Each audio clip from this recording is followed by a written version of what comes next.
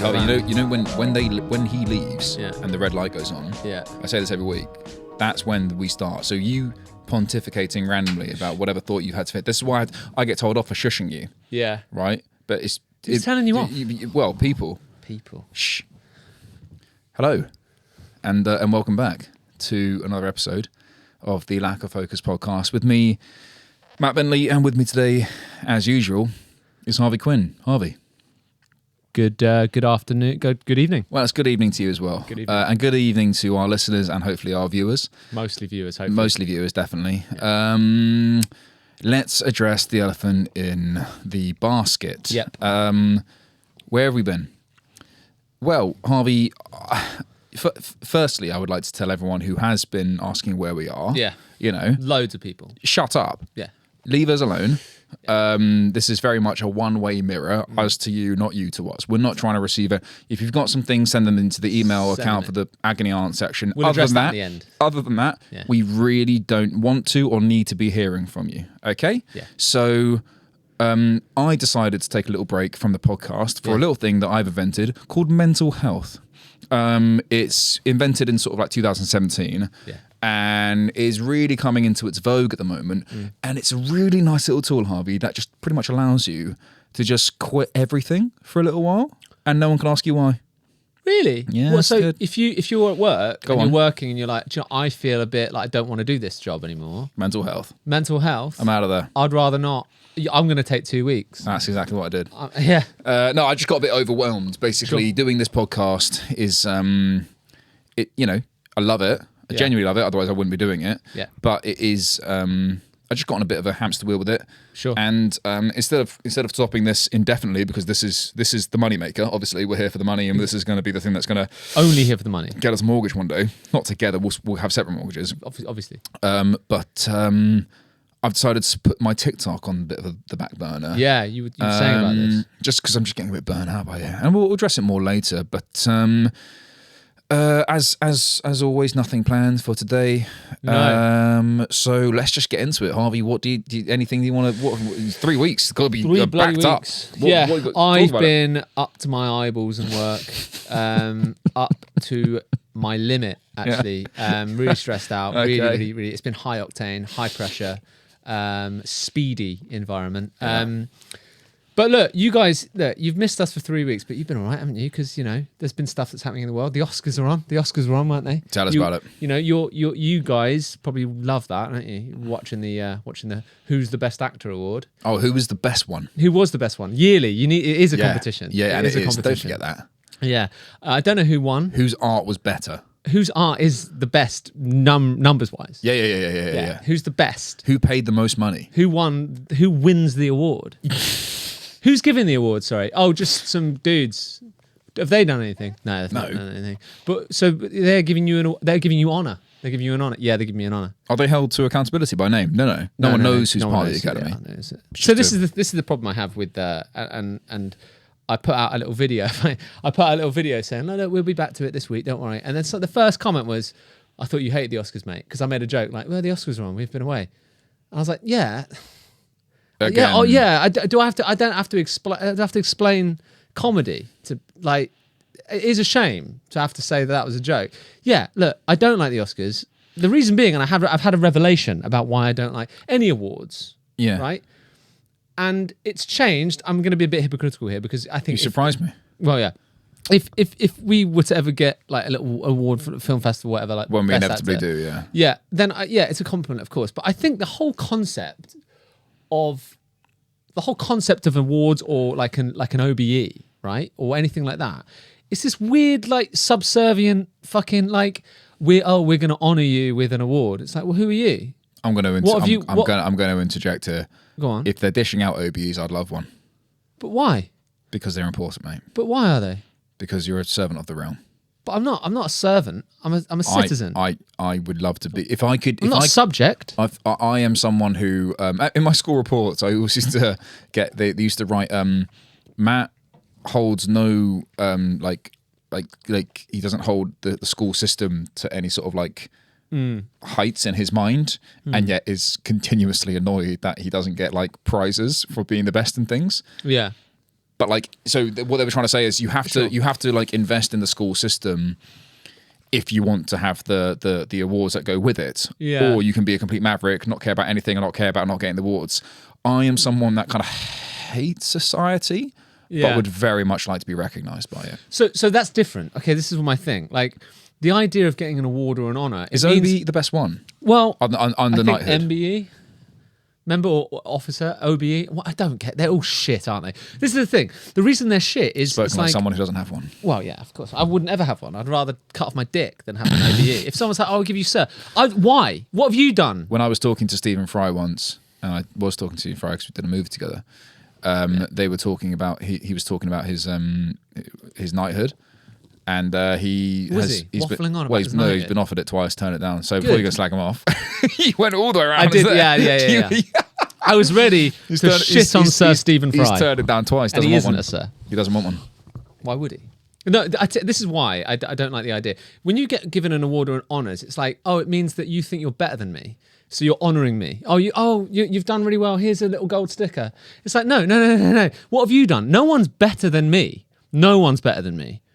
I'm not better than anyone else, but no one's better than me. So it's like, so like, if you like my work, I'd rather you just watch the shit that I do. Like, watch this, or like, and tell your mates how fucking genius I am. I don't like, the reward is you enjoying my work. I don't need to get awarded for it by some fucking cunt in an office. That's like, do you know what I mean? Yeah. The idea of getting an award, like, oh, we're going to honour you with an award, like, who are you though? Why are you giving me an award? Like, if someone that I really, really respected, like, let's say, like, really, really fucking really good actor, like, if like Mark Rylance wanted to give me an award, I'd tell him to fuck himself as well, because he wouldn't want to give me an award because he's too busy being an actor. Probably good advice. Do you know what I mean? So I'm saying, don't accept awards. They're stupid. We have been very kindly nominated for Podcast of the Year award. Oh, tell me more. But we inevitably will be sort of in amongst that, and it's good to really put it out there early, so that when we inevitably don't get, when we do get snubbed at all, we didn't want it anyway. Didn't want it anyway. Genuinely, I do want it. You can tell here that my co-host really doesn't want it. Yeah, and that's fine. I didn't watch the Oscars, and all the normal people sort of won their awards and went home with it. Although they did change it from the winner is to the Oscar goes to. Okay, that's so they changed that in '98. They changed that rule, so it is no longer there's implied too many losers. And they are losers. So the only one that I really wanted to win an award was Lily Gladstone. Who is this? She plays the co-lead in Killers of the Flower Moon, and she's amazing. She's so still and perfect, and her performance is amazing. I was really pleased that the did she win? The bigger black lady from the Holdovers won. She was Did she win? Yeah, she won. She was great. Best supporting. She was fucking wicked. Oh, great. She's fucking sick. That film is brilliant, but her performance in that film is like very, very, very, very good. She's very good. I don't know. There's still an element of the Oscars that, like, all joking aside, I like talking about performances. I like the movies. I like celebration of the performances, and I think that's fine. But making it, we're going to give you an award. It's like, who are you why are you giving me an award? It's subject. It's all art is subjective. It's like just do the art, and I'll buy the movie, and I'll watch the movie, and I'll tell my mates about it, and that should be the reward. Yeah. It's like winning like a Brit award. It's like, no, I'll buy your music. I'll buy your music, and I think it's genius. You don't need an award. Stand musicians. I've always been open about this. I just find them very, very, very, very, very annoying, and the Grammys and everything that go along with it are very irritating. Well, I don't like the awards. Yeah, I do like music. Yeah, no, I love music. Yeah, I find musicians. I don't love actors, to be honest with you. I don't love creatives. I know. I love. No. This is the thing. I love the output of creatives. But if you're talking about your fucking work to promote it, I just want to see your work. It's like famously, I think, like Liam Gallagher was asked about his work. He was like, "I don't give. Here's my music. Why are you asking me about it?" When he's asked for my album, he's like, Liam Gallagher. It's his chart. It's part of it. Do you believe Liam Gallagher? Do you believe the character, or is it parts of it? There are some bits where he walks the walk too heavily. I'm like, there's a scene of him back in the day. He's with Eminem. He's in Times Square, and he's in some MTV studio. Right, the Oasis are not a big band in the States this time, but he's found himself next to Eminem. Right, Yeah. And there's an LG outside on a huge billboard, and they go live to him and they ask him, and he's like, "Oh man, look at that LG Gallagher. That's me. That's me." And they're like, "So Liam, tell us about the," and he's just like he's just not there. Yeah. And it is amazing to watch someone genuinely be like that. Yeah. It is cool. But I mean, I think we'll miss that because we'll miss people like that. They're the last ones. Yeah, because everything's social media. No one's mysterious. Speaking of, let's go down the absolute disgusting rabbit hole of these unbearable people that are anything to do with Dune. Dune, you want to talk about Dune? No, I don't want to talk about Dune, but I know that you want to talk about Dune, so I'm going to get out of the way early. Okay, I'll give you. I went to see. Really keep it condensed, mate, because no one wants to hear any more about that. Well, fucking dross. Everyone's rattling on about it, aren't they? So Dune 2, I went to see it last week. I liked the first movie. I know you don't like. I think you've made a decision on it before. Yeah. Because of the promotion ruins movies. Yeah. Yeah. So Denis Villeneuve directed the first and second movie. If I hear Denis Villeneuve on whatever his fucking name is on this podcast one more time, he's amazing. He's a I'm good gonna director. Flip the whole fucking soundboard up. Okay. I'm just so bored of it. So I'll give you the review. Oh, make it so quick, man. It's a good movie. No, it's not. How? It's all right. Oh, sand. It's all right. Didn't move me. Like, it's a good movie. It's an all right movie. It's rushed at the end. It's shot beautifully. I don't buy Timothée Chalamet as a leader of anyone. Like, he's built like a What about the King? Stick. What about the King? Didn't believe him in the King either. I think he's good. I think it was a good performance. I think he's good in the King. I thought it was good in the King.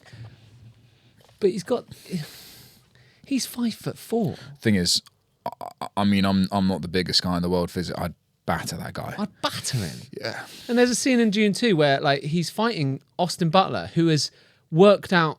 He's jacked in the movie, and he's 6'4". Austin Butler. He's a big boy. He's big, isn't he? And it's like I don't believe this fight is is bullshit. It's like, and also it's so funny. It's so obvious to know when Timothy is not Timothy and it's a stuntman, because all of a sudden he's a bit broader.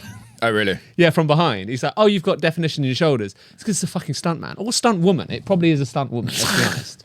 Timothy.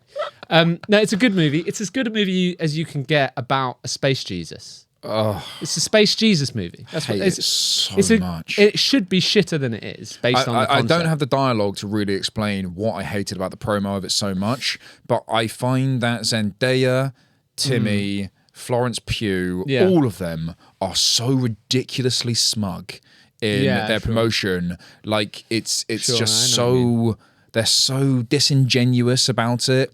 They find it so like cool that they're like pushing 30. They all say the phrase like, we're pushing 30 now. Like, I think I have to kiss my friend in a film. Like, it's not that big a deal. Like, I just find them so I'm so sick of them.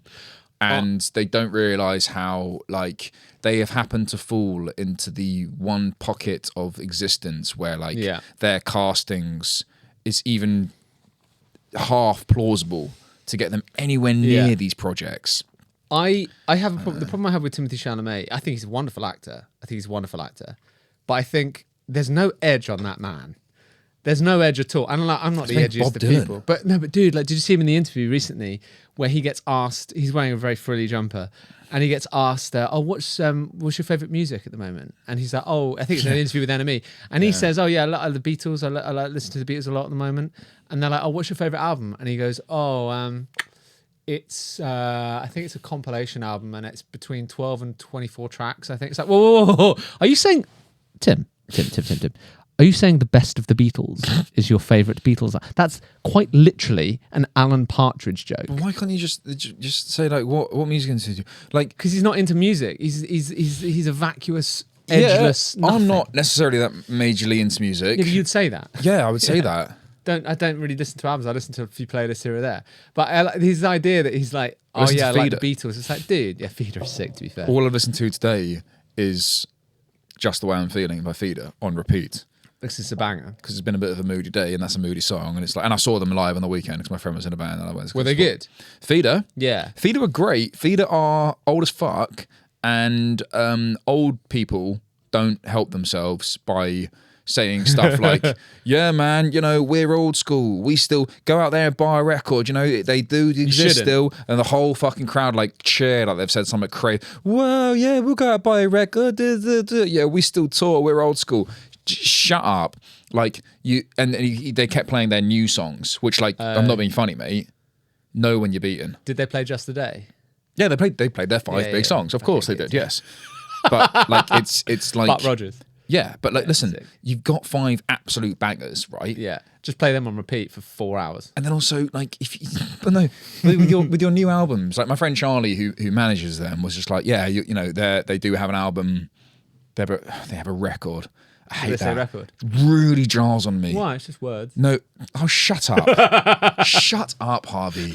You know I'm just winding you up, man. Just words, isn't it? Record. It really annoys me. Yeah. It's like when film people call it a picture.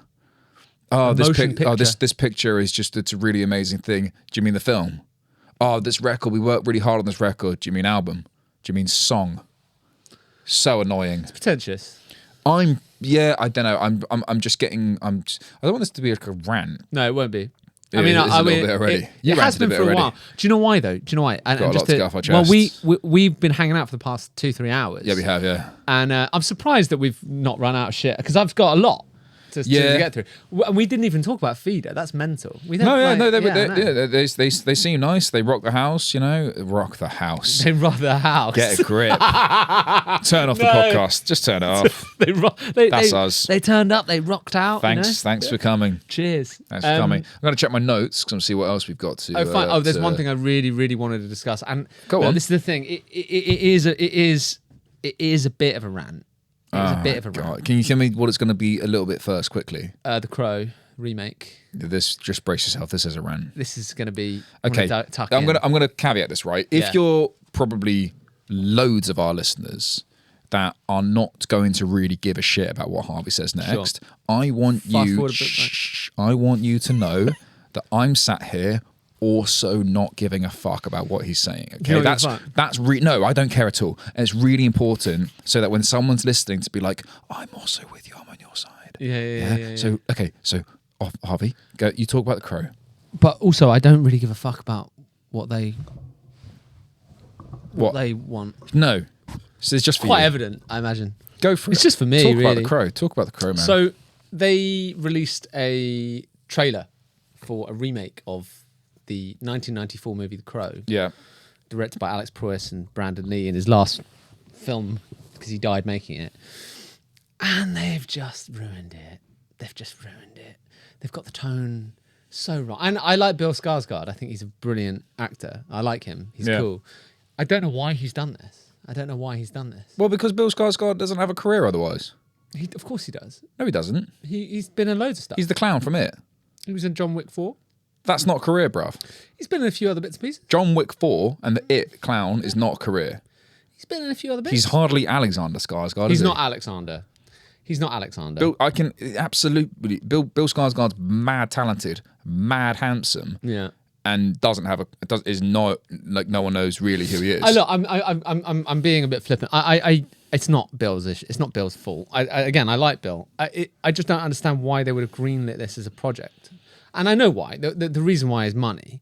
And it's a name, and it's an IP. For me, can I say, when I watched the trailer, I thought it's not a film that I would ever go and see. Sure.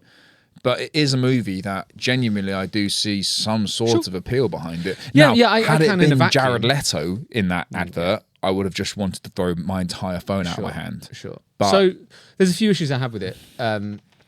You said that, without being flippant, you said the original it's a fucking love story. Well, the original is like a tragic. It's a love story, but it's a tragic kind of gothy thriller. It's not really an action movie at all, and it's directed by a guy called Alex Proyas, who also directed Dark City, which is like a really moody neo noir like thriller, and a product of the 90s. And the whole thing is made way worse because and again. The movie on its own, the remake, if it was in a vacuum and I hadn't seen the original, and it didn't mean it meant the original. I mean, I'm going to be massively biased, and I'm trying to be objective, but the reason my bias exists is because Brandon Lee in that movie, he was half Asian as well. His dad was Bruce Lee, famously, and he didn't look massively Asian, and obviously I'm half Asian, so I identified with that as a little kid, and I was like, fuck, he's a cool dude. He's a fucking cool dude. I didn't know that. It's actually very interesting. Yeah.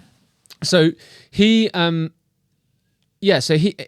made this movie. The movie is based on a comic by a guy called James O'Barr. Now, James O'Barr wrote it over the period of 10 years to deal with the grief of his love of his life getting killed in a car accident by a drunk driver. And he spent 10 years writing this story, and he's lifted directly conversations he had from his girlfriend into the story. So there's scenes that are beat for beat, like him and his relationship with his girlfriend. It was a 10-year process of grief. He was friends with Brandon Lee, really good friends, and they made this movie together. He served as a writer of the screenplay, and Brandon Lee lost his life filming it. They'd done 8 weeks of 9-week shoot, and on the last week they were doing a scene where Brandon was held up from behind and a prop gun was fired into him from behind. But because the prop master hadn't checked the gun properly, there was a small bit of metal in the barrel of the gun called a squib load, and it got ejected from the gun and embedded itself in his spine, and he died 2 hours later in the hospital. Whoa. So they used digital imaging to put his face on a stuntman for the last, I think there was a few more days of shooting. But it's an amazing, amazing performance, and it would have made him massive. And it's a heartbreaking performance, and he plays it so weird and kind of. He's just so sad throughout the whole movie. And the movie is about a man that's been resurrected from the dead to kind of set things right, because him and his fiancée get murdered on the day before their wedding.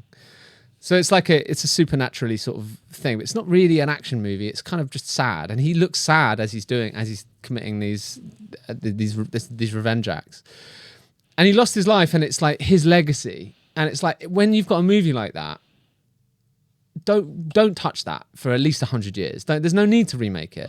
It's just inappropriate. And if you are going to remake it, don't have like a Post Malone, Ozzy Osbourne soundtrack. No, I wouldn't do it. I wouldn't touch it with a. Would you not? No, nowhere near. Nowhere. Really try and imagine now. Really genuinely try to imagine. Your agent comes to you. They say, we're remaking The Crow. And, I don't think it means no. Yeah. Come on, be realistic here. Depends drop all money, the pretense. money. Yeah, okay. It's $20 million. Oh, yeah, of course. But I mean, I'd fucking be so nervous every fucking day. I'd be panicking the whole time. It wouldn't be a comfortable experience for me. I'd do it because I need money. Like, that's the thing. I say yes to any acting job at the moment, right? Okay, so you make $20 million from some advert, and then you get offered this. I wouldn't do it. Wow. Yeah, I wouldn't do it. It's just like, not that it means a lot to me. I just think it's like there's certain things. It does sound like it means a lot to you. That's nice. It does mean a lot to me, but they keep asking me to remake. And I know objectively that movie is not. It's a 7 out of 10 movie. Is it? Yeah, it's a good movie, but it's more. It means more that you watching it and you can't unknow the information that he's dead and he died making it. I didn't know that. That's mad. Yeah. Like, you can't unlearn. So it creates this whole sense of pathos. And also, they shot 8 weeks of it, and then he died, and Alex Proyas was like, "We're not making this movie. We're not doing it." And then he got forced by the family. They're like, "He's so good in it. We need to make it." And Alex went and back into the edit, filmed the last bit of it, and then edited the movie together as a tribute to Brandon. And it was like, I need to do it for him. It's quite like Heath Ledger and Dr. Parnassus. Yeah, right. Except Dr. Parnassus is unfortunately not a great movie. Sure. Well, I mean, The Crow's okay. It's a good movie, but it's better because, and obviously since he died, the movie was made to accommodate his death, so it probably made it a better movie in a weird, in a pretty tragic way.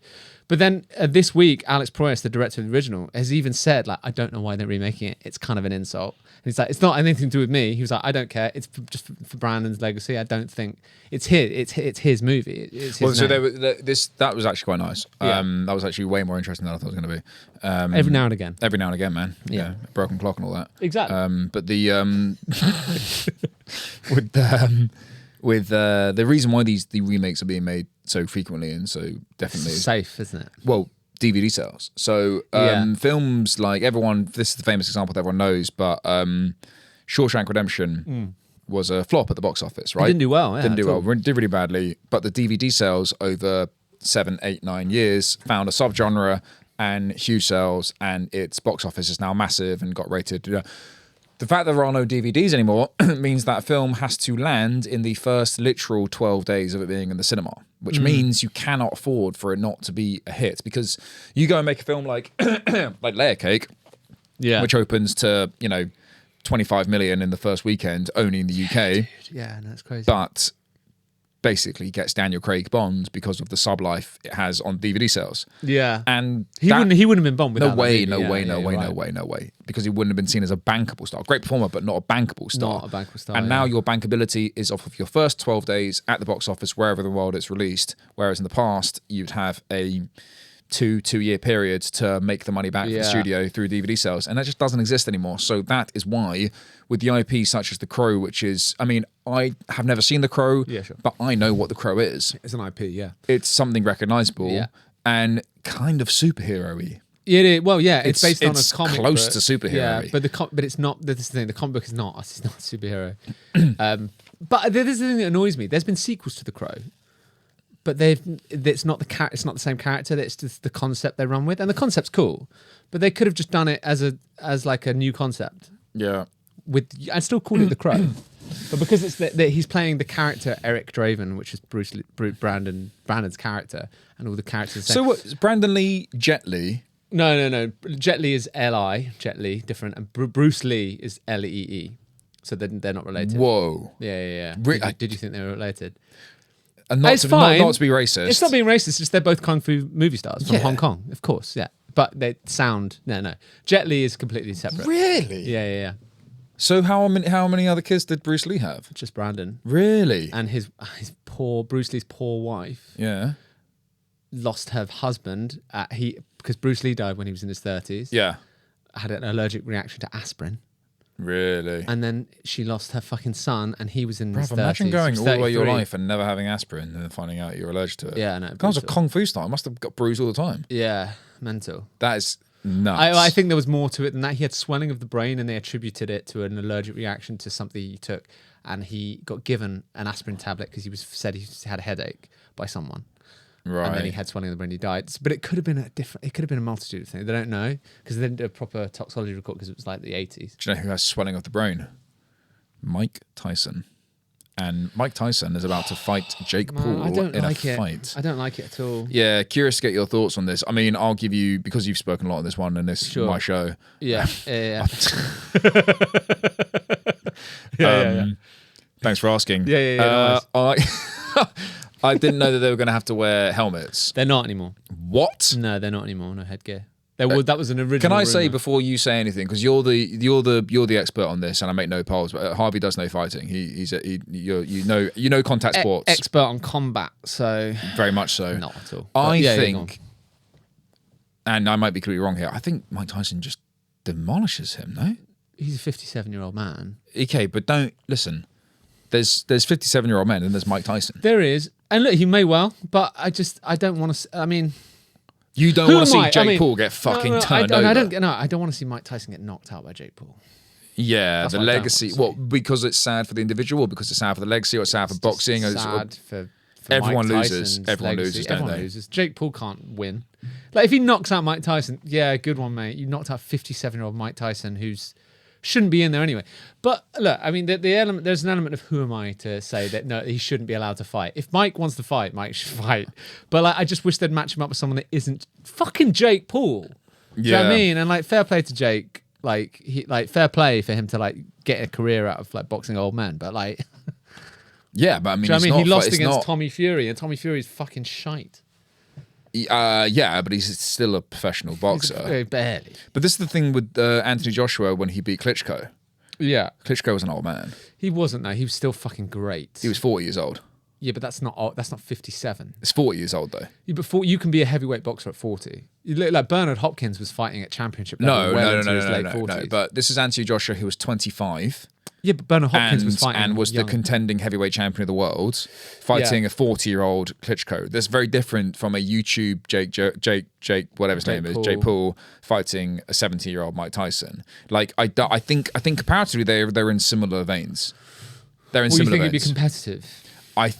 I think it will be as competitive as Klitschko versus Joshua in the sense that maybe, but I just think what's likely is Jake Paul knocks out Mike Tyson. Really? It's embarrassing. Yeah, that's what I it's like. really, really want Mike Tyson just to destroy him. Yeah, of course you do. I do. I want to see Mike Tyson land a thunderous uppercut, but this is not the 90s. But he moves so quickly, those videos still. Yeah, but anyone can move quickly for like I short, can't. quick edited, like boom, boom, boom, his most explosive combos. Yeah. I want to see a full sparring session with him. But the thing is, will you watch it? I won't pay for it. It's on Netflix. It's on Netflix. Is it on Netflix? Yeah, it's on Netflix. Oh, then yeah, I'll probably watch it. Yeah. Of course I'll watch it. So that's cinema, baby. It is, but it's a shame, That's isn't entertainment. it? Yeah, but anyone watch this is the whole thing we talk about. Like, I want to see good stuff get made. Like, I don't want to just see, well, they'll watch it. I don't want to see stuff get made. Oh, we'll watch it. Can I say I'm really nailing this from my perspective? I'm nailing being a host. The host, today. yeah, I'm fucking killing it. Because look how I'm trebling it. I'm taking nice. us out of this a little bit, but this is the thing with the I show. like it, though. This is the show. Free flow. I could have let you just seen how seamlessly I would have taken that to that. So we were talking about you were saying about I want to see good stuff. I want to see good stuff. And then I would have segued so seamlessly and been like, Harvey, talk to me about second screening. But now I'm going to let you know that we spoke about it earlier about the idea that now, well, you want tell them what second screening is. Fine. So right now, if you're listening to this podcast, I guarantee you're doing something else at the same time. Of course you are. Shouldn't be doing that. You really shouldn't. You should put this on a screen, preferably a big screen, get AirPlay, put it on the big screen and watch. Yeah. When I Turn watch off all the lights. get them off. Yeah. When I watch a football match now, I now do a thing that I say to myself, this is the content I'm watching. And I put my phone to one side and I watch the football match so that I don't dual screen whilst I'm going. So I try and allocate, this is the content I'm watching. Because it's like trying to be kind or being a nice person. Yeah. Or like, I do it, your keys. This is the thing. You're either a putter or you are a leaver. Where did you put your keys when you came in from the house? Or where did you leave your keys? Yeah, that's true. So are you someone, like I'm naturally a bit of a fucking grumpy prick when I'm out and about. Are you? Yeah. Oh, fuck off. Be sharp. So I need to actively be like nice. And when I'm trying to be nice, I'm really, really nice continuously. Yeah, that's true. But it's not just like, it doesn't just happen to me. It's like relationships. You've got to work on them. You've got to work on everything in your life. And if I sit in front of a screen and I don't concentrate or try, I'll just be slipping along on my phone doing fucking nothing, not paying attention to that, not paying attention to that. So now I actively say, right, especially with football, this is the content I'm watching. And then at half time, I'm not going to listen to fucking Rio Ferdinand, so you can fuck all the way off and I'll go on my phone. Sure. Or any pundit for that matter. Genuinely, there is not one football pundit at the moment. Maybe Gary Neville.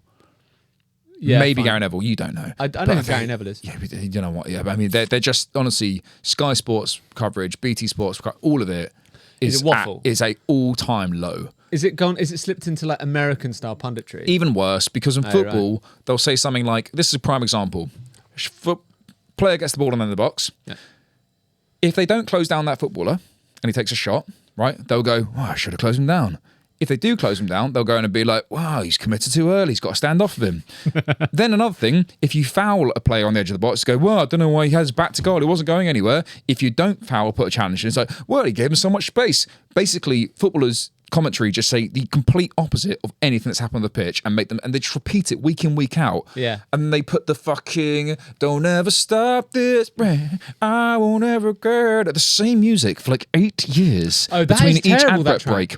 Just seriously, anyone who works anywhere near sports coverage, just they're probably watching. Get Jess Glynn and whoever sings that fucking song, pay them off. Just get their contracts for how many years you paid them, pay them off, and get anyone else in to do a little jingle. They must be making a killing. I mean, we should still get a jingle for this show. Still haven't got I one know, because you'll be making a killing, whoever it is, and you are listening, because you know we get reach a lot out of to us. write-ins. We get See this kind of thing when we've asked you to reach out to give us a jingle. Reach out and give us a jingle, please. I'm sure there's a few musicians out there that have probably got it in their head. We've got sort of an intro track that my mate Matt wrote. Oh, mate Matt. It's good. Oh, mate Matt. Yeah. He was his mate first, to be honest with you. Yeah, I'm fond of Matt. Yeah, he's a nice lad. It takes me ages to get fond of anybody. I like Matt almost immediately. Bloody rare. What were we talking about? Oh yeah, dual screening. So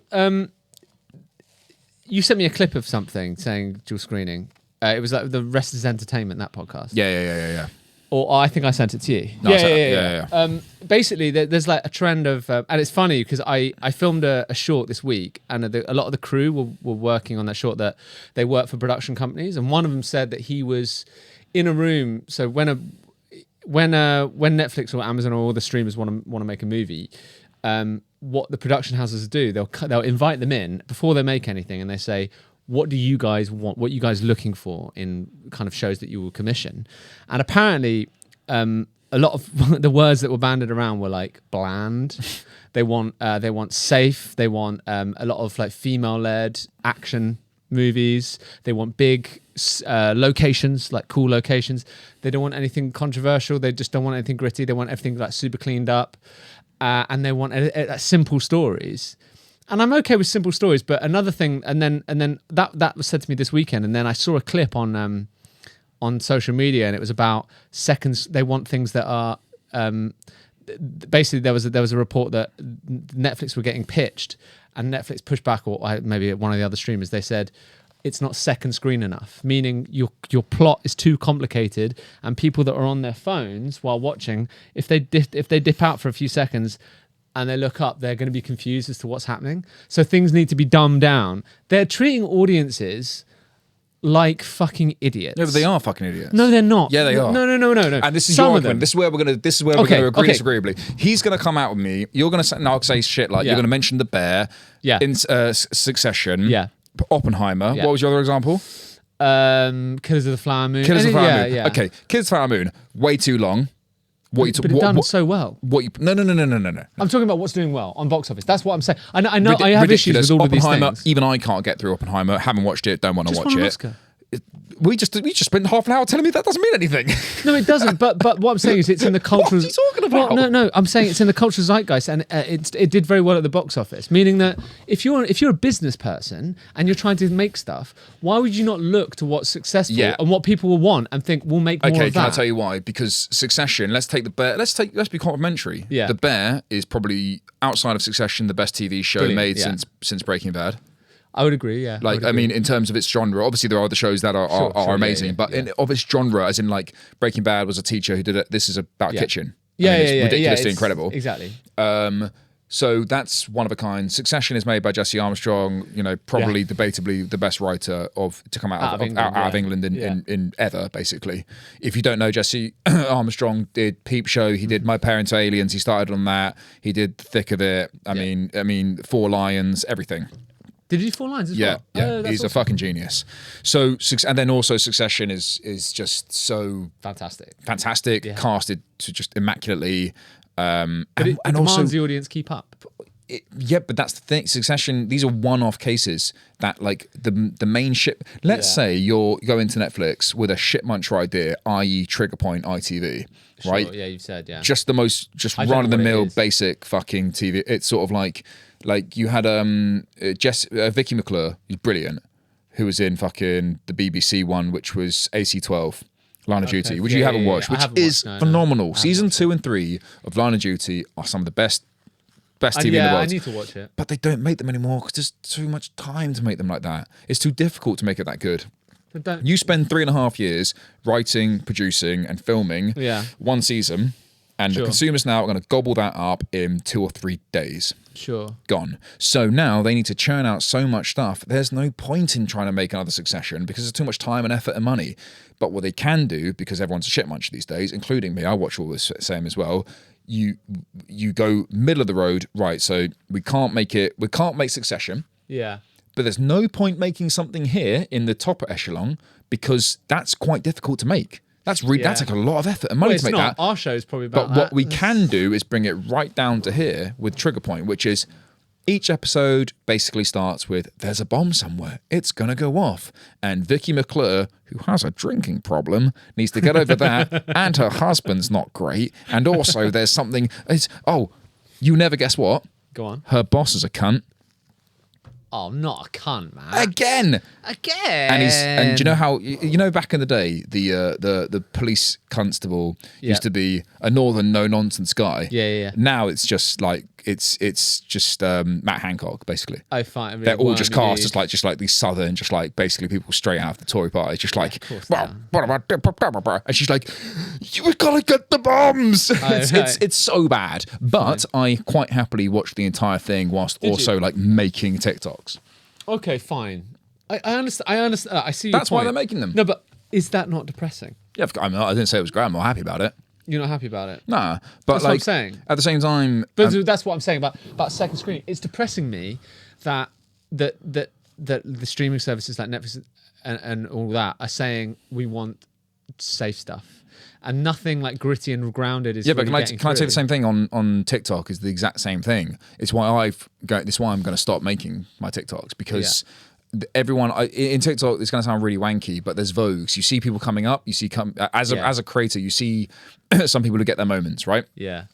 I had my moment, 2 years, capitalized on it, really good numbers, and I could keep churning out those Harry Potter things. I could do them. I have ideas from every day. I find them very easy to do, and I did enjoy them. Yeah.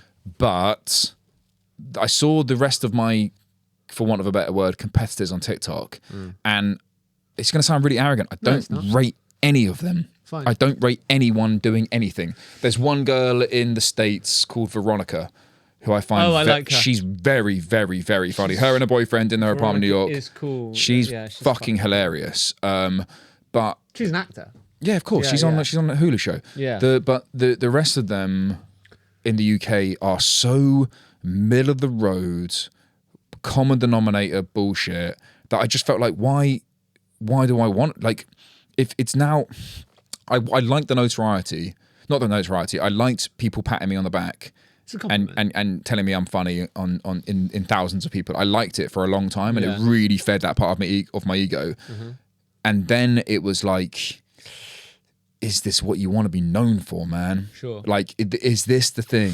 But I think if I died this morning, they would say TikTok star dies. Would they? Maybe not star. TikTok enthusiast. They wouldn't, but they would not call me an actor. They'd I say think they would call you an actor. They'd run me through Google. The first thing that would come up is TikTok Harry Potter. Would it? Of course. I've not Googled you for a while. Google myself all the time. Yeah. All the time. Is it TikTok Do you Google yourself? I haven't for a long time. Fuck off! You don't Google yourself. I haven't for a long time. Shut up! I don't believe you. Be honest with them. I'm being honest. We're nothing if we're not honest, mate. I'm not. I go on my IMDb quite a bit. Yeah. But I haven't Googled myself. I remember after I did Greed. Yeah. I figured out that if it's IMDb is run by hits on your page. Is it? So if you just refresh your page and hit your thing, you then get pumped all day, up. every day, you go to the top of that list. I got myself to like 6th build on Greed. Yeah, sick. Nailed it. When I filmed The Kitchen, it was me and Kano as 1 and 2 because I'd just done The Witcher, so it would like put my thing up. But I got cut out of that movie. I'm not in that movie. That's okay. They basically cut me out of Greed. They don't know what they're doing. Importantly, to future people, they didn't cut me out. No, you are in it. And so when I go to auditions now, you can tell who's seen Greed and who hasn't, which is nobody, by the way. Is I get into the room and they go, so we're gonna. I go, I'll say some shit, and they go, tell us about Greed. How was that? And I'll be like, you ain't seen that movie, have you? Yeah. Because if you had, you wouldn't be asking me. Yeah, but I was out in Mykonos filming for a while. You know, it was really great. Everyone, the whole crowd, and then I reckon I could turn around now in those meetings and be like, you know what, that fight scene with Steve was mad. I didn't know we were using real blades, and obviously taking off his little finger was a complete mistake. But it really worked its way into the movie. They'd probably just put around. It was great. I did love that scene. Yeah. No one has a clue what happened to that movie. No one will call you out either. No one would call me out on that. No, they would do you know so what? Scared. I'm not going to go that far next time, but I am going to say I loved my duologue with Stephen Fry. Yeah. I just thought it was odd putting us in a room and just having that like out on the boat, sort of like Talent to Mr. Ripley. Why? But what a scene! It was weird, the sex scene they had with David Mitchell, wasn't it? That wasn't needed. Yeah, it was but Dave was gentle. Actually, Dave was gentle. But yeah, mate. No, I think in terms of like what you want to be known for, you're an actor, predominantly. Yeah, you are. but I don't know if TikTok is really. Maybe I'll come back to it in vogue. It's part of my 3-week break. I've just stopped doing everything for a while because I just found it just so it's just such a throwaway medium. Nick Grimshaw left BBC Radio, because he found radio too much of a throwaway medium. You record it live, it goes out, and there's no back catalogue. No one goes back and watches the highlights of a fucking radio show. You know, that's why we're doing. Yeah. So this is all archived. This is all archived. It's craft. And that's why he left radio. And I really see it in TikTok. It's so Moorish. They just make you want to go. And it's like, that's not conducive to art. If you go and film a TV series or write a TV series, you film for 12 weeks, you edit for a year, it comes out for a year. You write for 5. And then you go back in again for series 2, 3 years later. And that's how you get it to be good standard and good quality the entire time. And it takes thought and process. And TikTok is the enemy of that. It's churn, go. The prime example, we've talked about it before. I mean, we've written a TV show, and it's taken us basically 6 years to get it to a point where it was like, okay, we're happy with the script, we're happy with our producers we had on board, we're happy with the cast that we had, but we still haven't made it. And because hurdles come up along the way, we will make it at some point. But this is how long it takes to make something that's actually good. And the King's Speech was on the shelf for 25 years. Oh, really? Well, it was also to do with their timing, because they didn't there was no good time to bring out a movie about the royals, because royal feedback was so negative through Diana. And their approval rate was so through the toilet that they knew they had this great script, this great movie, but they had to wait for a good time. And then when it was it was 2011, so hype was up about the Olympics and all the rest of it, national pride was up. Yeah. They released it in 2010, 2009 even, they won it in 2010. I do. The one thing I'll say about the Royals, I always didn't like them at first, but then in terms of, I don't think the need is there for them. Like Versailles in France still generates a lot of tourism, and it doesn't have the family with magic blood in it, right? But it's since been explained to me that it's important for us to have a element of diplomatic, kind of something that represents us on the global stage that isn't government. Of course. So so I understand that, and they can do. It's a through line to our history as well. They do a lot of. I don't give a fuck about. But I know what you mean. They do a lot of diplomatic stuff. They do a lot of charity work. King Charles famously has done loads of good shit. He's been one of the most front runners of climate change since before any politician or any Greta Thunberg. Exactly. He was way ahead of the fucking curve on it. No, I know. And he's a man of incredible influence and was doing it way before anyone was talking about it. Yeah, I agree. Yeah, no, I've got. Don't get me wrong. I don't think I like any of them as individuals. I wouldn't really hang out with them. No, probably. They'd be tricky to hang out with. They'd be a weird bunch. Yeah, I reckon we'd probably get on with Harry. I would absolutely. No, you'd think you'd get along with Harry. You Maybe not, wouldn't I? I've started listening to his audiobook. Oh, was it called Spare? He is a moaner, man. He's a moaner. I mean, I know I moan, but bruv, honestly, but we do it with an element of give it a rest, mate. An element of charm. And I tried to watch the their documentary thing, Harry and Meghan. Yeah, they're pretty hard to defend.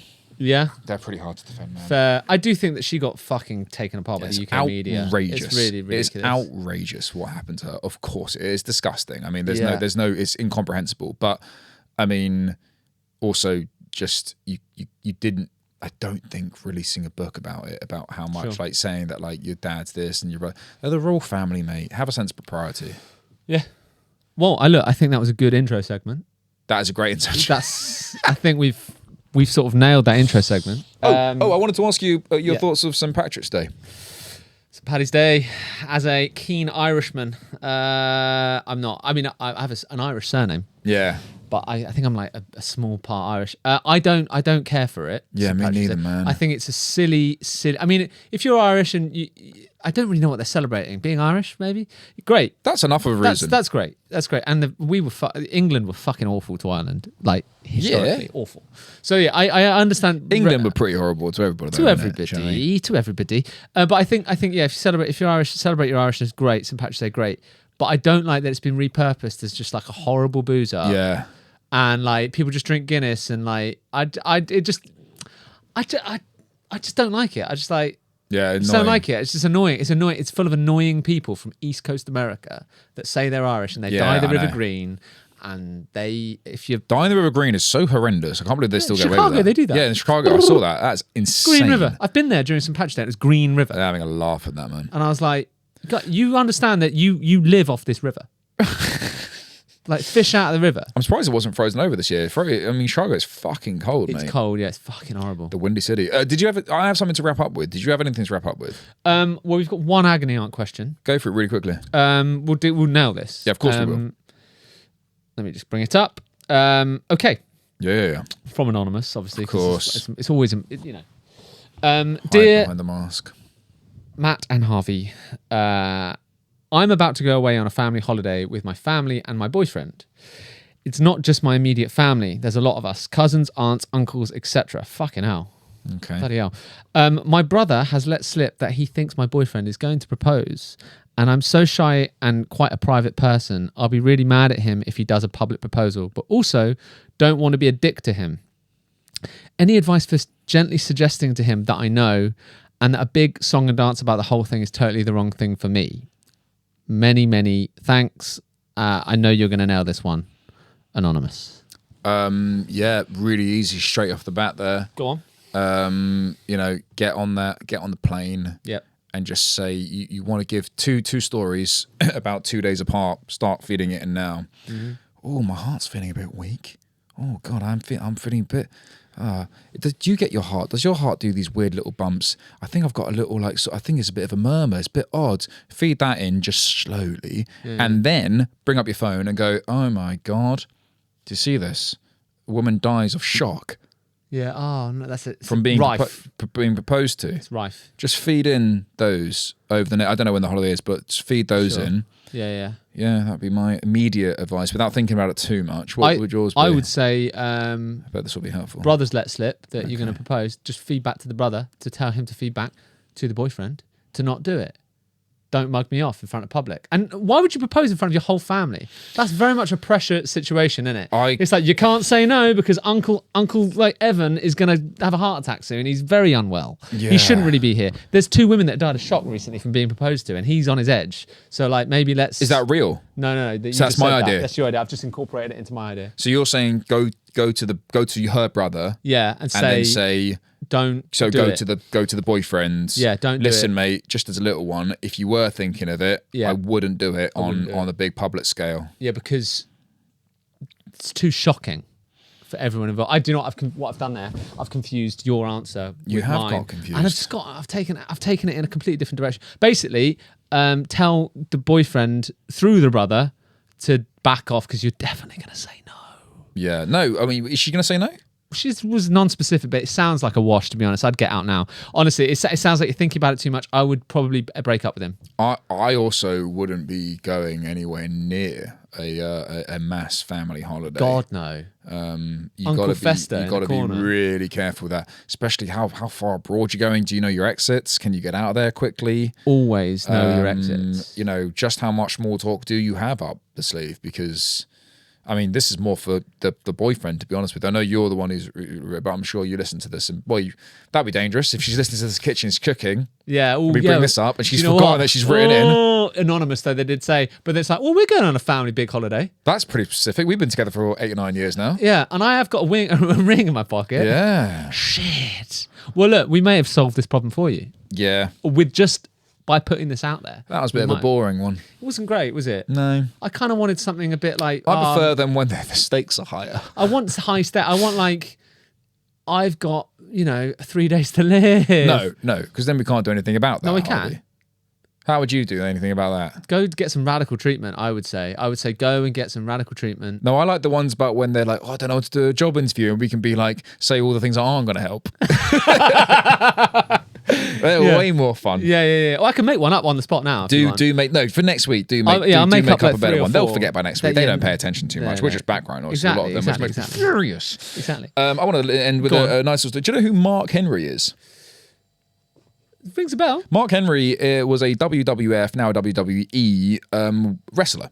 Okay. And he's this wrestling then, not Mark Henry. Huge, Mark Henry. That's boring. Huge black dude, right? Why was massive he called guy. the Hulk. Oh, this is part of the story. Go on. He's Mark Henry, world's strongest man. In 1995, before he became a wrestler, he became the world's strongest man, right? And he was he played him on the games on SmackDown versus Raw, cool. and he's not someone that I would ever pick to fight with because he wasn't very mobile, but fuck me, was he strong, right? And I didn't know anything about him, and I saw an interview with him, and he was talking about how his mother had just died, very sadly, and he was being called out all the time by the current world's strongest man, being like, you never won it, you weren't the real strongest man, I am, I'd batter you, like I'm this, I'm that, you weren't ever the official one, it's all just a gimmick, you're a big guy. Yeah. And so Mark Henry goes into Vince McMahon, into the WWE, and goes, look, man, I'm reeling after my mother, I'm going to take time out from WWE in any way.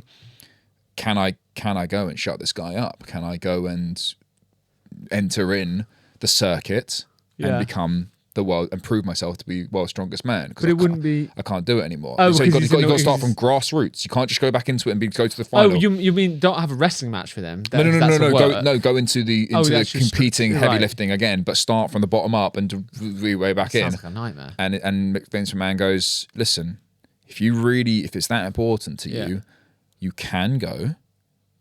Yeah. But I must tell you that in this corporation, there is no room for the world's second strongest man. Meaning that if he goes And he loses. you lose your contract. he loses everything. And Mark Henry was like, right. I'll stay put, actually. No, he went. He went. Yeah. And he won. And he became the 2-time heavyweight, like strongest man in the world. Yeah. Way past the age that he should have done it. And I heard that story today, and I thought that was fucking cool. And I'd often end these podcasts with sort of telling people to fuck off or do whatever. Yeah. But if I'm being truly honest, I had a bit of a tricky couple of weeks. Yeah. And that's why we didn't do the podcast. I want to keep it real with you because this isn't the one show. We will be honest with you. And so I kind of wanted to end with something on a little bit bigger note. Rest assured, next week, and we will be back next week. Oh, yeah. Probably back to some normal stuff. We'll probably get a history episode in there for one coming on. Mate, I've got one tingling in my bones. Of course you do. I've got so many facts I want to get through. Yeah, you have such a limited pull on history, Harvey. It is insane that you actually still want to keep doing this. I haven't even talked about feudal Japan yet, and I've got it all. But you know nothing about it. I know and you do no loads research. about it. You know nothing about it. You do no research ever. I've played Goose. All you want to talk about is World War II. I do. I will. You thought Henry had 7 wives? I will feed World War II back into it. But look. My point is, I've played Ghost of Tsushima on PS4. Yeah. I know all about. No one knows what that is. I know all about feudal is. Japan. I know all about it. It's ridiculous. Just to wrap up very quickly, I'll do the little quick exit. Go on. Oh, we didn't even talk about. We've been fucking. This morning we spent hours workshopping Shakespeare because we're legitimate actors. Do you know what I mean? We didn't even talk about that. Yeah, I had You an audition did. for Yeah. a I Shakespeare helped though, play. didn't I? I did push the button. I was about to camera. say like, no, yeah, you definitely didn't just get in the way the entire time and fucking annoy me. You're actually really helpful. Try. Yeah, the Shakespeare's tricky, but It's good. yeah, I did kind of want to wrap it up my Mark Henry story, then talk about mental health a little bit and try and like go on. bookend it. Well, I done it, and now you're just talking about like Should we fucking go back again? the Killers of the Flower Moon sword game or whatever. What's it called? Killers of the Ghost of Tsushima. Whatever. It's look, we'll do a history episode, right? Is it? Are we calling? Is it next week? The history episode? I think we should, yeah. Whoa! We get the whiteboard back in. Yeah, I'm bringing that whiteboard back in. Get better yeah. pens. I'll get better pens. I'll get better pens.